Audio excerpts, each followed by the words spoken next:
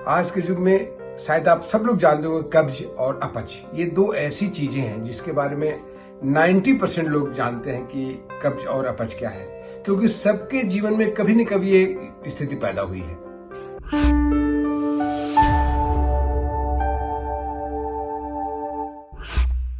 नमस्ते दोस्तों, आप सबों का YouTube चैनल अजय योग दर्शन में स्वागत है। दोस्तों, तो आज हम एक ऐसे विषय की चर्चा लेकर के आपके सामने हाजिर हुआ हूं जो कि बहुत ही कॉमन है। आज के युग में शायद आप सब लोग जानते होंगे कब्ज और अपच, ये दो ऐसी चीजें हैं जिसके बारे में 90% लोग जानते हैं कि कब्ज और अपच क्या है, क्योंकि सबके जीवन में कभी न कभी ये स्थिति पैदा हुई है। और कब्जियत ऐसा चीज है जो कि आपको शरीर को एक तरह से हिला के रख देता है। आप न तो कोई खाना खाते हैं तो उसको शरीर में लगता है न कुछ, और ये ऐसा नहीं है कि ठीक नहीं किया जा सकता। इसको ठीक करने के बहुत सारे उपाय हैं, बहुत अच्छे तरीके हैं इसको करने के लिए। थोड़ी सी सावधानी, थोड़ा सा इसके प्रति ध्यान देने से आप इससे मुक्त हो पाइएगा। तो सबसे पहले तो जानते हैं कि कब्जियत में होता क्या है। होता यह है कि हमारा जो भी खाना खाते हैं डकार आने लगता है, एसिडिटी होने लगती है, गैस होने लगता है, आपको स्टूल का फॉर्मेशन जो होता है बहुत हार्ड हो जाता है। बैठते हैं तो बहुत प्रेशर लगाना पड़ता है आपको स्टूल को बाहर निकालने के लिए। तो बहुत सारे तरह की चीज है, आपको इसमें सिम्टम्स आते हैं, बहुत सारे सिम्टम्स हैं। ये तो मैं कुछ बताया आपको। अब इसको हम कैसे मैनेज करें, इस कब्जियत को, इस कॉन्स्टिपेशन से, यानी अपच और कब्ज को दूर करने के लिए पहले तो एक चीज और जानते हैं कि इसका कारण क्या है। तो मेन कारण इसका है कि आपको शरीर में जो पंच प्राण की बात मैं किया हूं इसके पहले वाले वीडियो में, इसमें दो वायु, दो प्राण, यानी समान प्राण और अपान प्राण, ये दोनों की गड़बड़ी से, दोनों की शिकायत से आपको कब्जियत की प्रॉब्लम होता है। तो जब हमें रीजन पता है कि हमारे समान प्राण और हमारा अपान प्राण में कुछ शिकायत है, उसमें कुछ गड़बड़ियां हैं, तो उसे हम ठीक करना है। उसको कैसे ठीक कर सकते हैं? समान प्राण जैसा कि आप जानते हैं कि हमारा ये नाभि से लेकर के और आपका हृदय तक ये इसका दौड़ है, इस बीच में इसका दौड़ है। दूसरा है जो कि अपान प्राण, जिसके मैं चर्चा किया, वो नाभि से लेकर के और पैर के नीचे पोर्शन तक है। तो ये दोनों जब प्राण बैलेंस हो जाएंगे तो आपको कब्जियत यानी आपको अपच और कब्ज दोनों से शिकायत से मुक्ति मिल जाएगी। तो चलिए इसको ठीक करने के लिए हम क्या क्या उपाय कर सकते हैं। सबसे पहले तो हम जाने कि हमको भोजन पर बहुत विशेष ध्यान देने की आवश्यकता है। खान पान हम कैसा करें, जैसे आज के युग में जैसे फास्ट फूड खाते हैं, फास्ट फूड खाना बंद कर दें। जंक फूड, जिसे हम बाजार में रेडीमेड बहुत दिनों का बना हुआ फ्रोजन फूड, ये सारी चीजें तो बंद कर देना होगा। कभी कभी महीने 2 महीने में खाने एक अलग बात होती है, लेकिन आजकल की कल्चर हो गया है कि हम ये इसे खाने खाते हैं, तो ये खाने तो बंद करने होंगे। और मिताहार अपनाएं। शुरुआत में मिताहार बहुत जरूरी है। मिताहार किसे कहते हैं? मिताहार यानी हम जब खाना खाते हैं तो आधा पेट खाना से भरें, अन्न से आधा पेट भरें, 1/4 हम लोग आप पानी के लिए छोड़ दें और 1/4 बिल्कुल खाली छोड़ दें, जिसमें हवा रहेगा। तो जब आप इतना खाना खाइए, जैसे खाना खा लिए, खाना खाने के आधा घंटे पहले तक कुछ पानी मत पीजिए। खाना खाने के आधा घंटे बाद कोई पानी या लिक्विड चीज नहीं लीजिए। हाफ पेट खाना खाइए, उसके बाद फिर आप आधे घंटे के बाद पानी पी लीजिए, करीब 1/4, और फिर आप छोड़ दीजिए। तो ये यदि रेगुलर आप अपनाते हैं तो ये आपको एक मिताहार हुआ, नंबर 1। नंबर 2, आपको रात्रि में जल्दी खाना खा लीजिए। कोशिश करिए 8 बजे के पहले आप खाना खा लें। 9 बजे के पहले भी खा ले तो अच्छी बात है, लेकिन 8 बजे के पहले खा लीजिए तो बहुत अच्छा। सुबह में नाश्ता आप टाइम पर कर लीजिए, यानी जब आप 8 बजे खाना खाते हैं तो आप सुबह में नाश्ता 8 बजे के आसपास कर लिया। तो इस तरह से 12 घंटे का गैप हमें होना चाहिए। तो इस तरह से एक तो भोजन हो गया। अब हम इसको दूर करने की शिकायत, इस कॉन्स्टिपेशन को या हम अपच को दूर करने के उपाय की जानकारी देता हूं आपको। तो सबसे पहले कुछ हम षटकर्म की चर्चा करेंगे। षटकर्म में आप कपालभाति का नाम बहुत सुने होंगे। कपालभाति और अग्निसार क्रिया ये जरूर करें, इसमें बहुत काम आएगा। उसके बाद यदि आप वमन करते हैं, यदि आपको एसिडिटी बहुत रेगुलर हो रहा है तो वमन में क्या करना होता है कि 6 घंटे, या उसे संघ प्रक्षालन, उसे हम कुंजल क्रिया भी कहते हैं। तो 5-6 गिलास सुबह सुबह पानी पी लेते हैं, हल्का नमकीन पानी, हल्का सुसुम और नमकीन पानी, और उसको वोमिटिंग करके निकालते हैं। तो ये वोमन का तरीका है जिससे आपको शरीर के अंदर का एसिडिटी, एसिड्स वगैरह बाहर निकल जाती है। बहुत सारे फायदे उसके हैं, लेकिन ये मुख्य फायदा है उसका। उसके अलावा आप कभी कभी बीच में यदि कॉन्स्टिपेशन बहुत ज़्यादा हो गया है, एनीमा ले लें, जिसको हम लोग धोती बोलते हैं, योग में धोती बोला जाता है। तो बस्ती, सॉरी धोती नहीं, उसको बस्ती कहा जाता है, तो बस्ती करवा लें। तो ये तो हो गए हमारे। जरूरी नहीं है कि इसको हर समय रेगुलर किया जाए, लेकिन मैं ऐसे विषय की चर्चा करूंगा जो कि बहुत जरूरी है करना, जो आज मैं करके भी आपके सामने दिखाऊंगा। वो है आपको क्या क्या आसन करें ताकि हमारा समान वायु और अपान वायु ठीक हो सकता है। तो इसके लिए हमने कुछ बहुत सारे आसन है, लेकिन हमने कुछ बहुत जरूरी और कुछ ऐसे भी आसन सेलेक्ट किया है जो कि आपको इसमें बहुत लाभकारी होगा। तो सबसे पहले हम शुरुआत करते हैं समान वायु ठीक करने के लिए। तो उसके पहले सबसे पहला है इसमें अधोमुख श्वान आसन। अधोमुख श्वान आसन मैं करके आपको दिखाता हूं। अधोमुख श्वासन या बहुत लोग उसको पर्वतासन भी कहते हैं। तो ये इस तरह से ऐसे आप आ जाते हैं घुटने पर बल पर, फिर इस तरह से ऐसे खड़े होते हैं। इसको आप 3 to 5 मिनट इसमें नाभि को देखना है, दोनों पैरों के बीच में आपस में गैप न के बराबर रखना है और नाभि को देखना है। इस पोजीशन में श्वास आप इनहेल और एक्सहेल दोनों कुछ कर सकते हैं।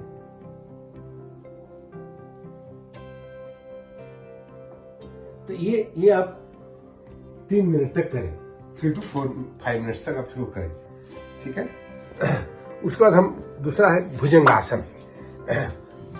भुजंगासन बहुत आसान है, सब लोग जानते होंगे भुजंगासन कैसे करते हैं। जस्ट आप आ जाए, हम ज्यादा देर तक नहीं करूंगा, कहा है कि बहुत सारे हमको बताने हैं, आपको बताने हैं कि क्या क्या चीज करने होते हैं। तो भुजंगासन में आप इस तरह से लेटते हैं, दोनों हाथों हथेलियों को कंधों के पास में रखते हैं और श्वास भरते हुए यहाँ इस पोजीशन में आ जाते हैं। नाभि तक शरीर उठा होना चाहिए, बस नाभि के नीचे जमीन में सटा होना चाहिए, दोनों पैर आपस में मिले हुए होने चाहिए। इस तरह से यहाँ पर आकर के श्वास ले सकते हैं, छोड़ सकते हैं। इसे 10 to 20 सेकंड्स तक एक पोजीशन में, इस पोजीशन में रह सकते हैं 10 to 20 सेकंड्स, ठीक है।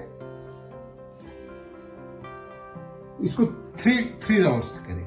अब इसी में आप तिर्यक भुजंगासन करें। तिर्यक भुजंगासन कैसे करते हैं? इसमें आप दोनों हाथों को पूरा सीधा खोल देते हैं और दोनों पैरों से उठा के इस तरह से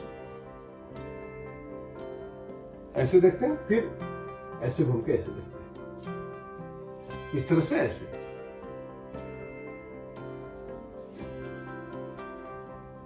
तिर्यक भुजंगासन, ठीक है। अब चलिए अगला आसन क्या क्या करेंगे हम लोग। हम आपको एक और आसन के बारे में बात करते हैं, क्योंकि विमान आसन कहते हैं। विमान आसन यानी आप भुजंगासन पोजीशन से ही आप विमान आसन में चले जाइए। बहुत आसान है, छोटे छोटे आसन है, काफी आपको लाभान्वित करने वाले हैं। दोनों हाथों को इस तरह से फैला दें,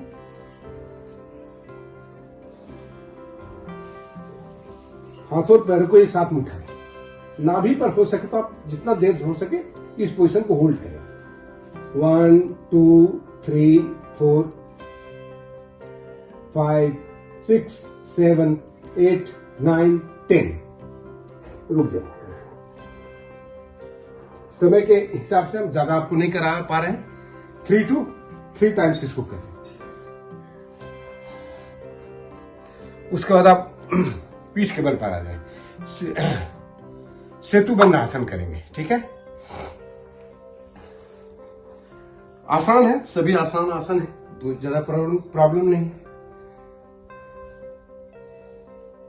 ऐसे दोनों पैरों को इस तरह से मोड़ लेंगे, घुटनों को मोड़ लेंगे, घुटने के बीच में कंधों जितना स्पेस रखेंगे, कंधों जितना स्पेस रखेंगे।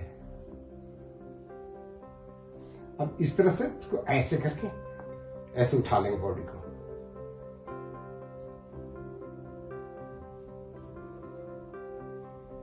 इस पोजीशन में बहुत आराम का पोजीशन है, जितना देर तक रुक सकते हैं रुक जाए। इसको चाहे तो आप इस तरह से पकड़ कर भी कर सकते हैं, ऐसे ऐसे।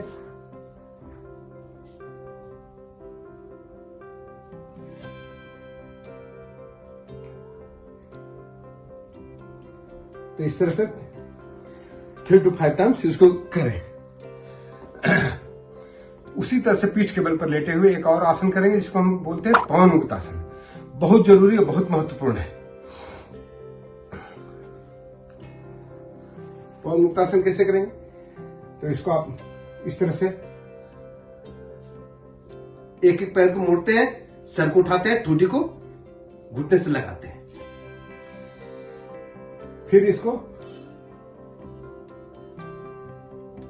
दूसरे पैर को भी इसी तरह से दाढ़ी से या नाक से, दोनों कुछ किसी भी चीज से, नाक से लगा लें, अच्छा है, बेटर। इसको दोनों पैरों से 3 टाइम्स करें, फिर दोनों पैरों को एक साथ जोड़ दें इस तरह से, श्वास बाहर छोड़ेंगे और फिर चाहे तो आगे पीछे इस तरह से झूले की तरह झूल सकते हैं, या साइड पर भी इस तरह से लेट सकते हैं, इस तरह से, ठीक है। चाहे तो इस तरह से भी आप कर सकते हैं। अगला आसन करेंगे दोस्तों, अगला आसन हमारा रहेगा उत्तान पाद आसन, और उसके बाद हम एक और पीठ के बल पर लेट के किए जाने वाला आसन है स्नोक आसन करेंगे। ये दोनों जो है से हमारे नाभि चक्र को एक्टिवेट करता है, जहां पर हमारा समान वायु और अपान वायु दोनों का मेल होता है। ये बहुत चीज जरूरी है, दोनों आसन है। ऐसे तो सभी आसन जरूरी है, लेकिन ये दोनों भी बहुत जरूरी है। आसान आसन है, कोई प्रॉब्लम नहीं। तो पहले करेंगे उत्तान पादासन। उत्तान पादासन दोनों पैरों के एक साथ में मिला लेते हैं और इस तरह से ऐसे लेकर के यहाँ पर आते हैं, ठीक है। इस पोजीशन में रहेंगे। इस पोजीशन में आपको पता चलेगा कि इस प्रेस यहाँ पर काफी प्रेशर पड़ रहा है। ये 30 डिग्री एंगल पर हम रोक के रखेंगे, 30 डिग्री एंगल पर रखेंगे। कभी कभी इसको 45 पर भी लेके जाएंगे बाद में, और फिर इसको 90 पर लेके आ जाएंगे। तो ये जो है शुरुआत करेंगे हम लोग 45 डिग्री से, ये 30 डिग्री से। पैर का जो पोजीशन है जमीन से करीब करीब 2 फीट उठा हुआ होना चाहिए। इसके बाद ऐसे 45 डिग्री, और तब हम 90 डिग्री से लेके आएंगे। इसको अर्धलासन भी कहा जाता है। ये 3 आसन हम एक साथ में ही कर लें। इसको हम 3 to 5 टाइम्स कर लें, अच्छा रहेगा, ठीक है। यदि आपको कॉन्स्टिपेशन बहुत ज्यादा नहीं है, बहुत ज्यादा है, और आपको उस समय कोई भी एक सर्वांगासन में करने जा रहा हूं, जो कि सर्वांगासन, अब उस समय सर्वांगासन नहीं करें जब आपको बहुत ज्यादा एसिड का रिफ्लक्स हो रहा है। लेकिन नॉर्मल मैनेजमेंट के लिए, फ्यूचर के लिए बहुत अच्छा है, क्योंकि सर्वांगासन या विपरीत करनी आसन वो देख लीजिए। इसमें क्या करते हैं, इस तरह से यहाँ आते हैं, धीरे से इसको शरीर को उठाते हैं, ये हो गए विपरीत करनी, और फिर सर्वांगासन में ऐसे चले जाते हैं। इस पोजीशन में यदि जा सकते हैं आप,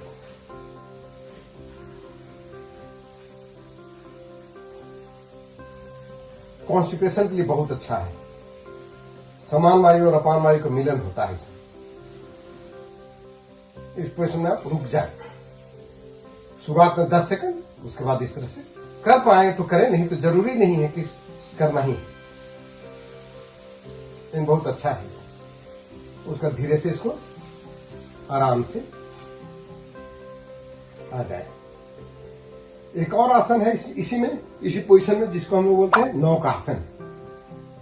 दोनों पैरों को आपस में मिला लेते हैं, दोनों हाथ को इस तरह से, और ऐसे करके इस तरह से ऐसे आते हैं। नाभि, यहां भी आपको देखिएगा कि नाभि चक्र यानी मणिपुर चक्र, समान वायु का जो क्षेत्र है वहां पर एक्टिवेट हो रहा है।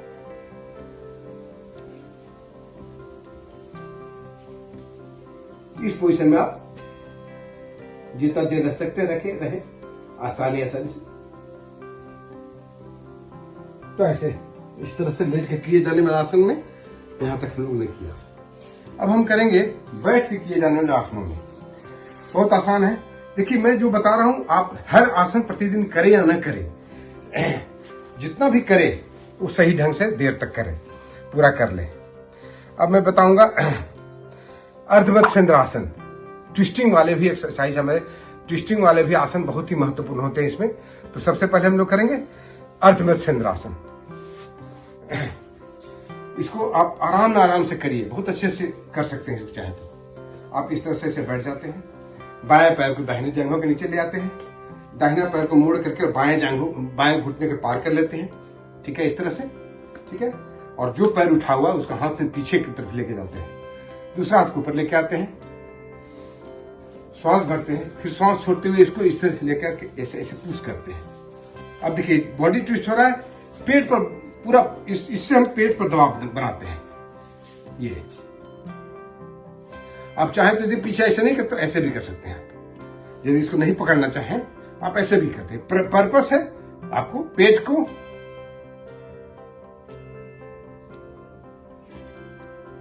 और सर को पीछे घुमाकर इस तरह से देखिए, यानी ट्विस्टिंग वाले एक्सरसाइज है, ट्विस्टिंग वाले आसन है। बेटर है ऐसे ऐसे करिए, ज्यादा अच्छे से हो पाएगा। इसको बहुत सारे अन्य लाभ भी हैं। जब इतना करते हैं तो दूसरे तरह से भी करना है इसको। दाहिने पैर को इस तरह से बाएं पैर के नीचे, बाएं पैर के घुटने को मोड़ते हैं, बाएं हाथ पीछे लेके जाते हैं, दाएं हाथ को ऊपर उठाते हैं, फिर इस तरह से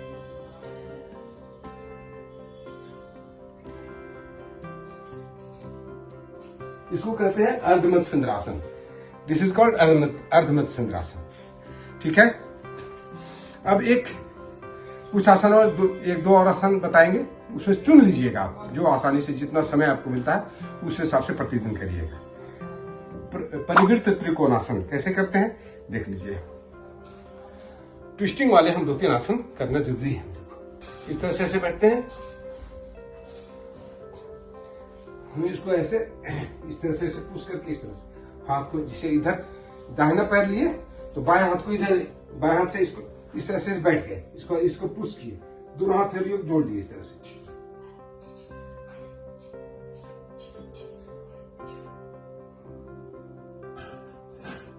पेट पर भी प्रेशर यहां पर जांघों से पड़ रहा है, ठीक है। उसी तरह से इसको आप दूसरे पैर से करिए, ऐसे ले लेते हैं, इसको इस तरह से पुश करते हैं, इस तरह से ऐसे,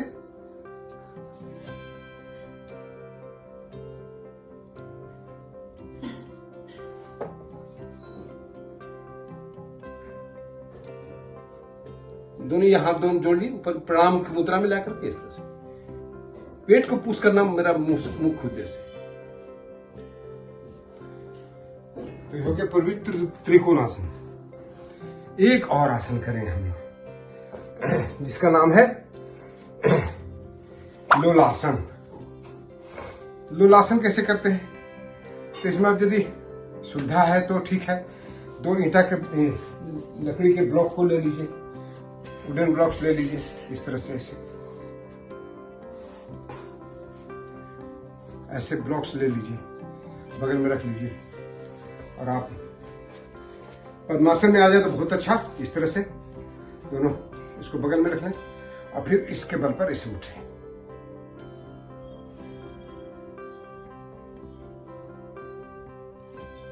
जितना देर तक हो सके रुके रहे, फिर बैठ सकते, ठीक है। ये आपको पूरा, ये जो हमारा अपान वायु और जो समान वायु है, दोनों को पूरा अच्छे से इसको मिला देता है, ताकि आपका जो दोनों वायु गड़बड़ाया हुआ है, दोनों वायु की अनियमितता ठीक हो जाएगी।